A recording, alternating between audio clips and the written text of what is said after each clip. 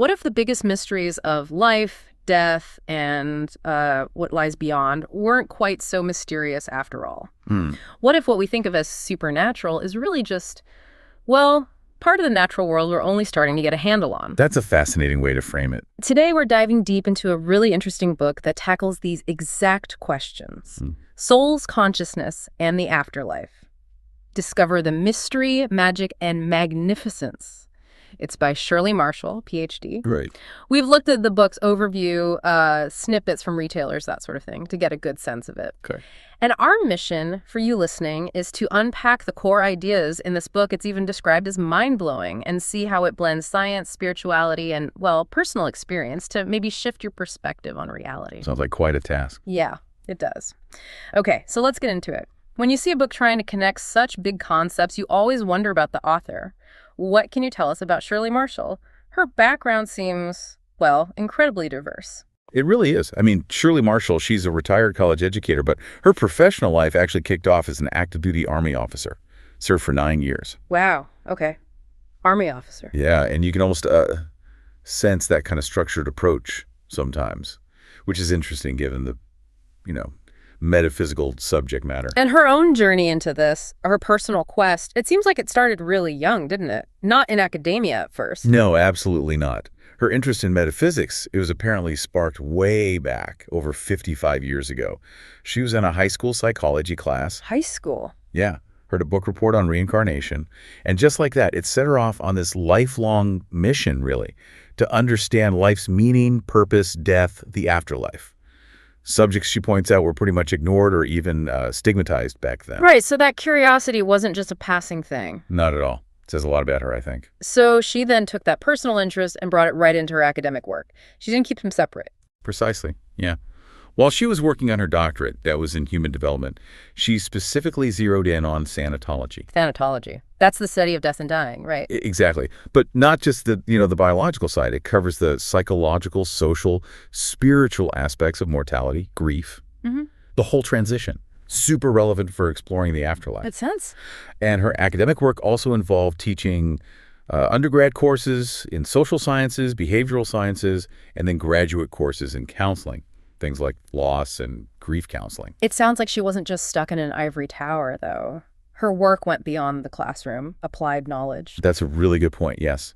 She developed employment readiness programs, trained facilitators all over the country, teaching life skills to underserved groups. Okay. And then on the healing side, she didn't just study it. She trained in touch and sound therapies, actually provided energy healing. Yeah, to clients at a free clinic, even patients in hospice care. Yeah. So that real hands-on experience with people facing, life's end, it definitely grounds her academic perspective. And travels, too. I saw mentions of extensive travel influencing her. Oh, absolutely critical. She lived overseas, traveled to something like over 60 countries. Wow. Which gave her this deep appreciation for different cultures. She specifically mentions a fondness for the striving and spirited people of developing nations. And this global view feeds into her respect for indigenous spirituality and healing. She's actively participated in ceremonies, Buddhist, Hindu, Native American traditions. She tries to weave all that wisdom together. So this book, it really feels like it's the culmination of, well, everything for her. A lifetime of different strands coming together. She definitely seems to frame it that way. She calls herself a resource-sharing person, believes information used wisely is like an empowering force. And this book is explicitly her passion project. It's her synthesis of all that metaphysical interest and study. She wants to contribute to understanding the magnificent mysteries of life, death, and your eternal soul. It's less academic treatise, more an offering. Okay, so with that rich background, what's the big picture for the book itself? Souls, consciousness, and the afterlife. Yeah. What's its main goal? Its grand vision? Well, it aims high. It goes straight for those, perennial questions. Yeah. Who are we? Why are we here? Where are we going? The big ones. The biggest. And Marshall's angle, what makes it perhaps different, is how she tries to, as the overview says, creatively weave together many diverse topics into a comprehensive, integrated whole. That does sound ambitious. Weaving together things like, what threads is she pulling on? She's drawing from ancient wisdom traditions, definitely, but also quantum physics, spirituality, of course, and even anecdotal evidence like personal accounts. Her goal isn't just to float theories, but to offer logical explanations, A simple, coherent framework, she calls it, for thinking about the soul's journey through space and time. Trying to demystify it, I suppose. So it's not purely spiritual then? There's a real attempt to connect it to scientific concepts. How does she bridge that gap? Exactly. And that's one of the most compelling parts. She points to pioneering researchers in what she calls afterlife science. She argues that studying atomic and subatomic particles, quantum mechanics basically, Right. has opened a new door of discovery. It's led to this idea that evidence for unseen phenomena, things we couldn't explain before, now makes the supernatural seem, well, natural. How does she illustrate that? Like an example? Well, she might take a concept like quantum entanglement, where particles stay connected over distance, and use that not just as physics, but as a potential analogy or even mechanism for understanding how consciousness could be interconnected, or how something like distant healing might theoretically work. She's trying to map pathways from the unseen to the natural using these emerging scientific ideas. So making the seemingly impossible comprehensible. Yeah. By sort of expanding what we consider natural science. Yes, exactly. And she gives examples of how these quantum actions, energy manifestations, might actually penetrate and influence our everyday lives, our relationships. It helps you see these big ideas aren't just out there. They might be right here. Beyond the science and spirituality, what else does she cover? You mentioned 18 chapters. That's a lot of ground. It is. A few things really stand out, though. She gets into the dual nature of, the physical body versus the eternal soul. Then she explores ideas about interspecies communication. Interesting. Yeah, which is quite a deep dive itself.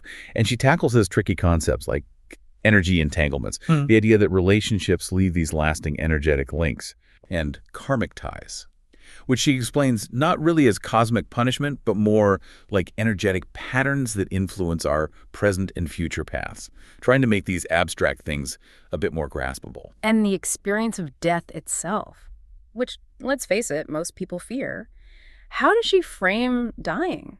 She approaches it as this multifaceted event, physical, psychological, spiritual, and also an energy transformation. This is where her thanatology background really comes through. She suggests that death isn't an ending, but actually a creative process, one that awakens us to our true nature, lifts the veil between worlds, as she puts it. A creative process. That's a very different take. It is. And what's really striking is the book actually offers suggestions, practical ways we can prepare for our own death in advance to try and make that ultimate rite of passage an empowering experience, not just something to be dreaded. That's powerful. And does the message stop at the individual, or does it connect outwards to our collective life? Oh, it definitely connects outwards. If you look at the bigger picture she paints, the interconnectedness of all humanity and nature is a huge theme. The power of our thoughts is illustrated too. Marshall emphasizes that as we realize this unity consciousness, this deep sense that everything is linked, we naturally gain more respect for animals, plants, the mineral kingdom, for the whole planet.